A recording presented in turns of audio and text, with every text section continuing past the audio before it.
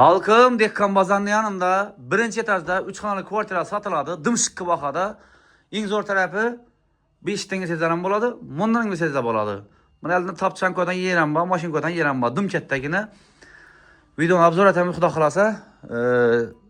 Xorazmiyga kvartiraga podpiska bo'linglar birinchi. Shuni zo'r vajadan chiqarib beraman sizlar agar podpiska bo'lgan bo'lsangiz sizlarga skidka etib beraman men o'zim. O'rtanizda durib yordam etaman xudo xolasa, lekin podpiska bo'lgan bo'lsangiz shart. Like qo'yamanglar. Obzorni boshimiz beramiz bir xona. Mana. Beramiz. Bir xonamiz. Oyna bor, tezroq qarangladim chiqqa ekan. Kichikgina. Beramiz sanuzel.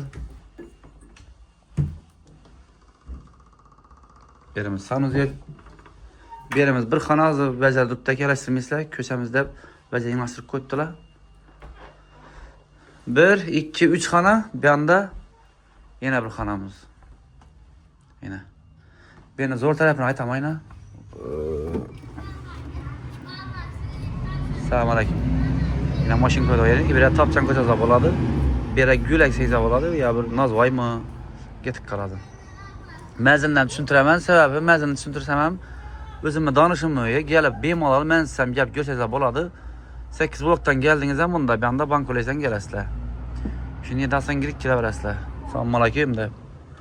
Bahasi kelishiladi. Bahasini aytmadim o'xshina. Oho. Bahasi 510 million so'm ustida kelishiladi. Podpiska bo'linglar, bari bosinglar podpiskani. Like nomeri bosinglar. Bahasi 510 million so'm kelishiladi, zo'r kelishiladi. Aytilish bahasi bu. 1 milliard ham bilan 1 milliard emaslar, 700 ming olsa, 750 olsa, 650 olsa, ashunday narsadan. Sog'lari sog' bo'lsin, salomat bo'linglar.